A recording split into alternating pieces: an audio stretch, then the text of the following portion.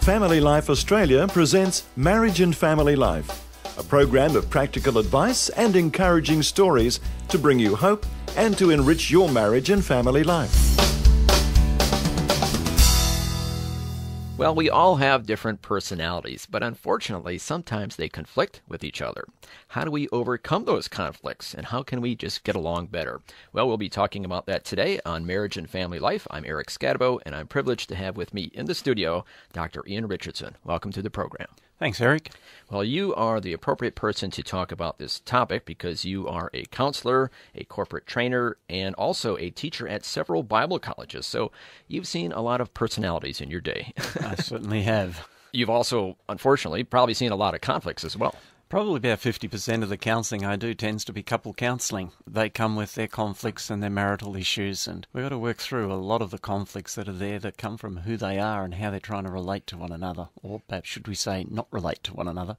So let's start off with different personalities. It's hard to believe, but over the years, it's always kind of boiled down to four basic ones. Yeah, we're not one or another. We are a mixture of highs and lows of each of them.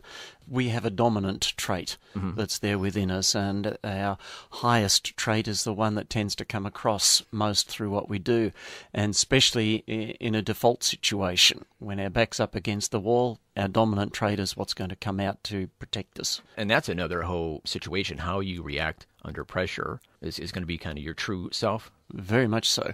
Some people under pressure just become that bulldozer that pushes their way through. Some people find they have ferocious verbal attacks. Some people just default to that place of perfectionism. And others say, don't push me. Well, you mentioned the bulldozer, and I think that's probably a good place to start. You see that all the time on playgrounds where there's just some kids, they're like, okay, we're going to do this. It's like, well, wait a second, who decided you were in charge? But they just naturally do it. They're the born leader. And wherever they are, they tend to take over. So you put two of them together in the one place and you've got some fireworks because they're both wanting to take over here. As I say, they're the born leader, but unfortunately they come with some negative traits that go with it because they're more concerned about getting the job done than they are about the detail and the perfectionism of the job. They just want to get the job done, and so they will tend to walk over others in the process of doing it, and they can leave a great trail of destruction behind them. Okay, so like all of the personality types, positives and negatives. Positives, you want a leader if you want to get the job done. They just know how to make things happen. But the negatives, sometimes not so concerned about people's feelings along the way. They don't have to walk all over people. They can learn to interact better with people. In their communication style, they will tend to always be a teller rather than a seller. And they will tell people what to do, but they can learn to work with other people instead of just expecting other people to follow along behind them. And their environment in which they've grown up in will also determine to a large degree how much of a bulldozer they become. If they've grown up in a very threatening sort of environment and they're a high dominance person, they will tend to make sure that they take over right from the very beginning so that nobody else can get in before them and they can control their life that way. Our whole growing up environment tends to modify the way that any of our personalities come across. Yeah, it's going to be a combination. Yeah. Moving right along, second personality type is the extroverted influencer, kind of the seller. Yeah, the outgoing person. You'll see them in a group, they will go around and talk to everybody in the whole group. And they're usually telling that funny story. Yeah, they like to have fun, they like to let their hair down, they like the public performance. So performers? Yeah, well, not necessarily the stage performers, but they like to do presentations. Oh, okay. All right, so being the center of attention. Being the center of attention, they like to be liked. And if you don't like them, and if they feel as though you're not liking them, then they will tend to get very hurt. So wonderful in public speaking, having some fun, telling a few jokes. Yeah, but if somebody then goes to sleep in the congregation or the meeting, if they're a preacher in the congregation, in another meeting, in the audience, then they feel as though they're being rejected. And so if they keep looking at that person going to sleep, they'll get less and less motivated. This is why I'm in radio. Yeah. This is why I look for the people who smile at me when I speak. That's good. So, weaknesses. Obviously, you just mentioned that one. Well, that they can tend to talk too much. I'll be quiet. And they often will tend to not really know what they think until they say it. And so they can okay. put The their mouth foot in is it. engaged. The mouth is before the engaged brain. before the mind is engaged sometimes. So Could be a problem. They talk in order to process things. Oh, Can be yeah. a way that Yeah. we could express that. They're very sensitive people, actually. They don't seem it because they've got a good facade that they put on, but they can be very easily hurt. Then they tend to withdraw into their shell. Okay, now we mentioned that the mode of transportation for the dominant was the steamroller. For the extrovert, how about the racing car? Yeah, Would that's that describe probably- them? Yeah. Why is that? Well, they like to be flashy. Also kind of being all over the place and starting things but not finishing, would that be? Yeah, although that can be a trait for any of them. There are initiators and there are follow-through type people, and there are those who just like to be told what to do, and they're really good team players who take direction from outside. So the extrovert is not necessarily the initiator of things. Oh, okay. But they might seem to be. Okay, so the racing car, they're just high energy, zooming around. Yep, flashy people. Yeah. Okay. Moving on to the patient plotter. And I should just go right to the mode of transportation. You suggested the Volvo because it's steady and reliable. That's right. Yeah, a definition of an oxymoron is a speeding Volvo driver. And you're speaking from experience because you've owned several, is that right? Yeah, that's right. Unfortunately, it doesn't relate to my personality, but I do a lot of country driving. I can't afford a new car, so Volvos are it. Very reliable. But as a person, somebody who is kind of like a Volvo, as we said, somebody who's steady, reliable, keeps on plodding, isn't looking to be an initiator or the controller, being the leader or being the flashy center of attention, just kind of behind the scenes getting things done. Yep, and they take things as they come. They'll roll with the punches, as it were. However, they dislike unjustified pressure. So you put unjustified pressure, in their world, unjustified pressure on them, they dig their heels in. Oh, okay. What would be an example of... Well, it would be like me coming to you and saying, Eric, we've got to do 5 programs today, not 1, and you've just got to get your act together here, buddy, and you've got to work really, really hard. And you say, hang on, but if I do that, I'm not going to do it really well, so I'm going to resist you. Oh, okay. So they're plotting, but they're plotting in an orderly fashion. Yes, they're good at routines, and so they'll get their life into a routine and they'll flow through with that routine. They will look to other people, especially the extroverts and the high dominance people. These slow-paced people will look lazy. In actual fact, they're not lazy. On the outside, they look really calm, always, but on the inside they can be running at 100 miles an hour still. But they will tend to not show that, and they will tend to just pace themselves well and work through what they consider to be a justifiable pace. They don't like change because they like the steady routines that they develop. But if you're in a hurry to get things done, they can frustrate you.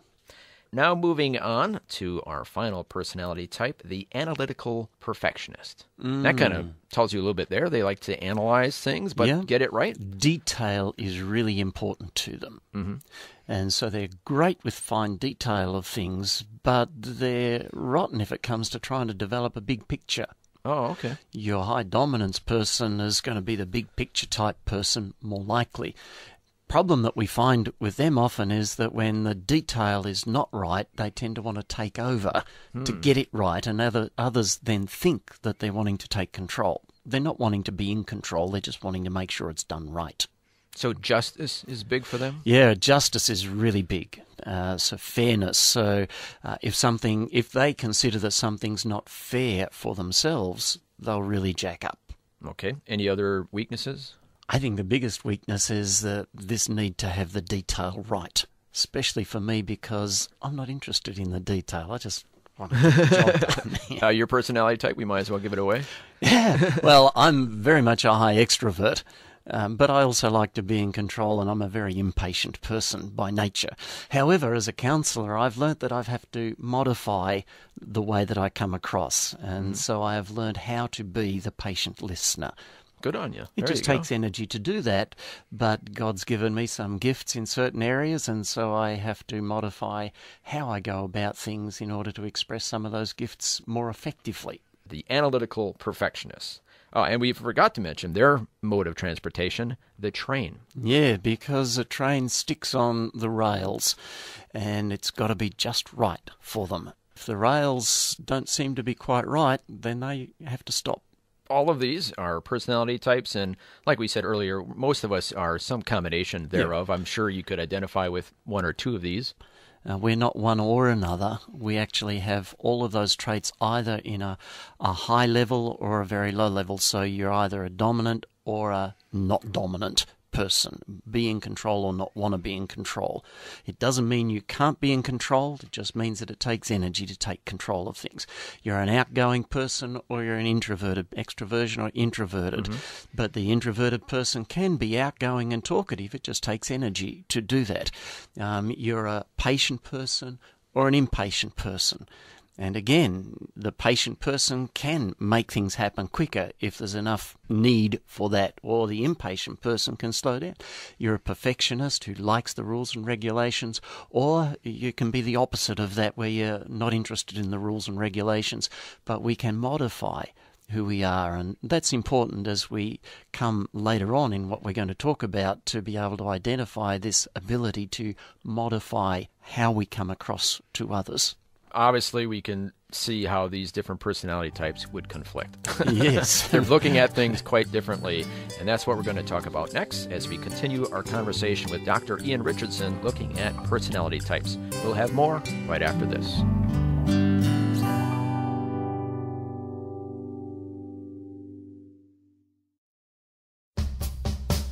You're listening to Marriage and Family Life, presented by FamilyLifeAustralia.com.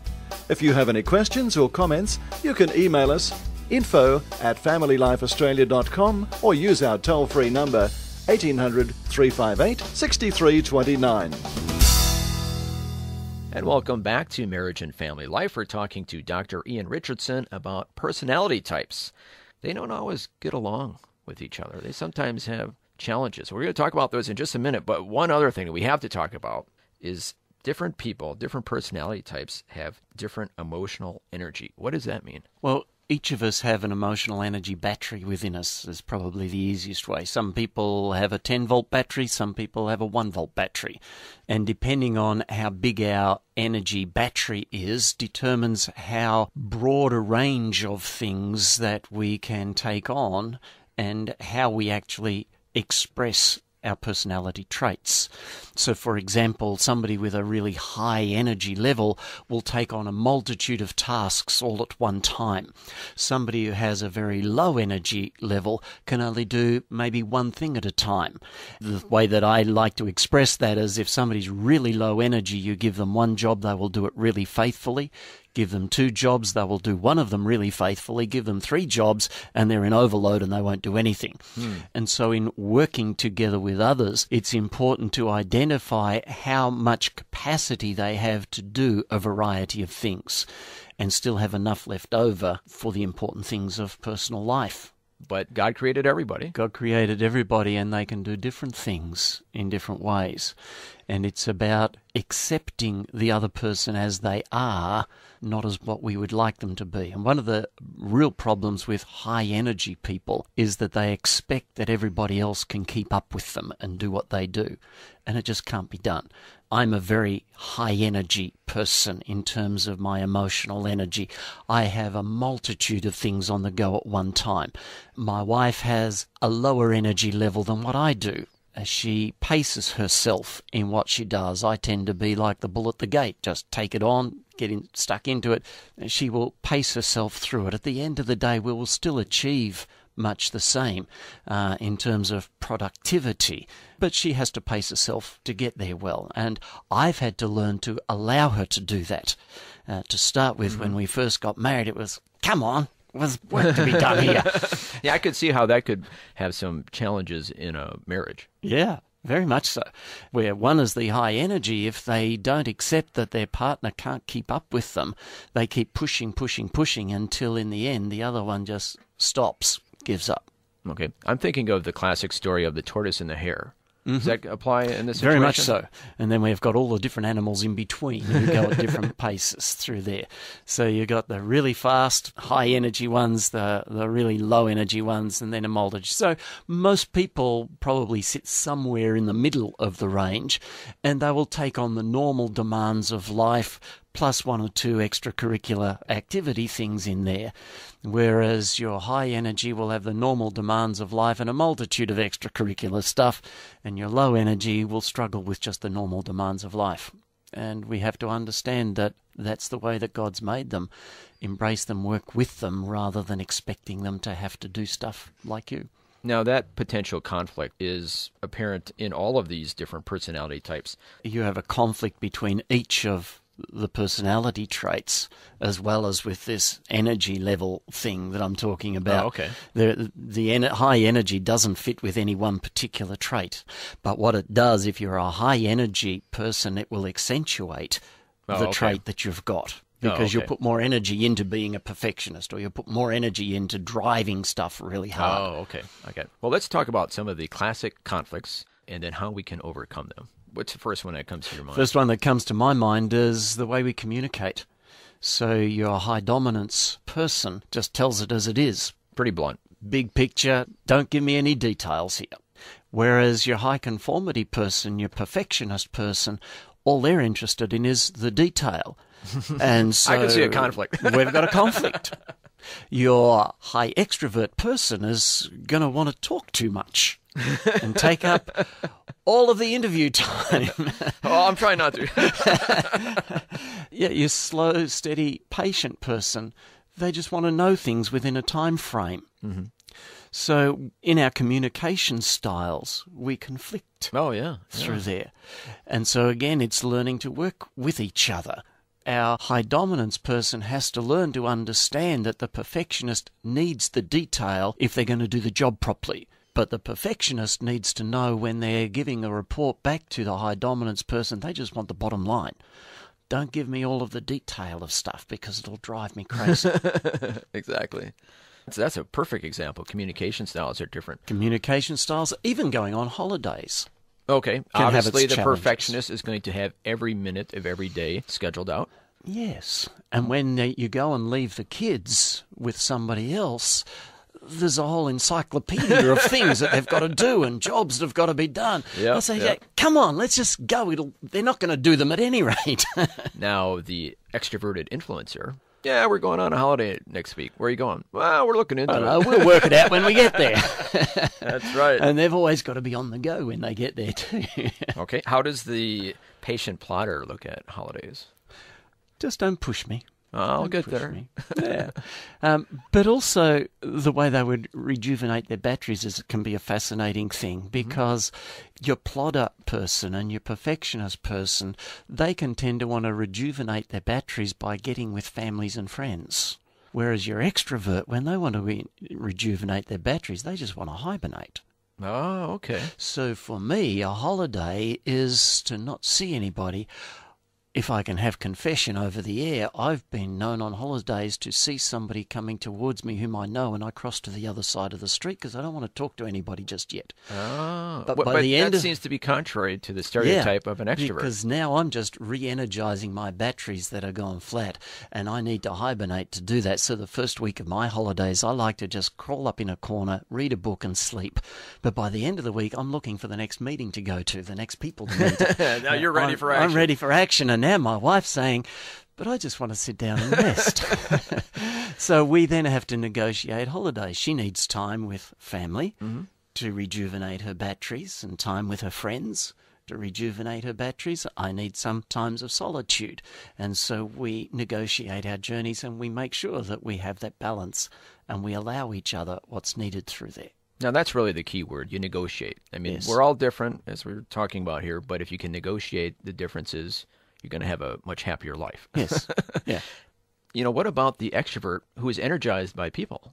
I mean, wouldn't that be kind of like an off-the-charts extrovert, or a variation of the theme? I think every extrovert is energized by people, and so they rise to the occasion with people. But that can be a little bit of a problem too, because the more energized you are around people, when you then are not around people, you tend to Just kind of collapse. collapse because the adrenaline's running when you're around people. People get the adrenaline going. Yeah. And then when you're not with the people, the adrenaline stops and you can have a bit of an adrenaline dump. Yeah. So what's the key? Just kind of have a balance there? Just accepting that you're going to have an adrenaline dump. Okay, all right. That's pretty simple. And it's I don't okay. have a degree, but I could figure that one out. All right, so we could go on all day with the potential conflicts between these personalities. And we already kind of started to talk about how to overcome it. We said negotiating. What are some other practical ways we can overcome some of these conflicts? One of the most important ones, Eric, is to work with each other, not expect the other one to work like you. So it's understanding each other's best way of doing things and trying to work with them. If I'm the supervisor and I understand how my team best function, then I will work with each of my team differently because I will identify their personality traits. I will use them according to their personality traits. Some are great initiators, some are great follow-through people, some are self-starters, some need a bit of a kick to get going. Yeah. And so I've got to know who my team are and work with them rather than expecting them all to do it the way that I would like it done. And then also I have to identify that it's the end result that's important, not the way that I get there. And the tendency is that we think that our way is the only way. And the more dominant a trait you have, the more this is the way that we're going to do it. Or the perfectionist will say, but you've got to do it just perfectly in here and do it the right way. No, it's not about how we do things. It's about the end result of what we do.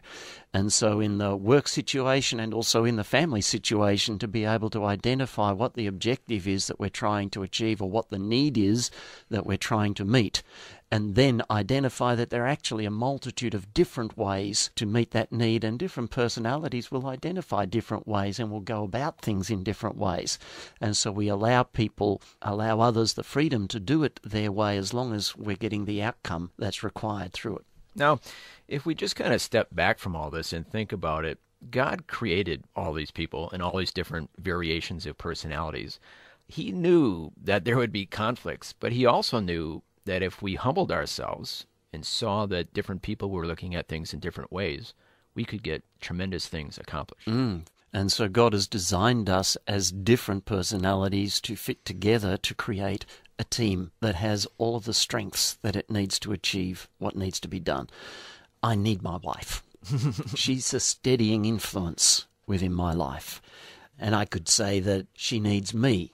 I keep the ball rolling, as it were. Not that she doesn't, but, that's just my motivation. You're kind of a counterbalance to her, and she is to you. Exactly.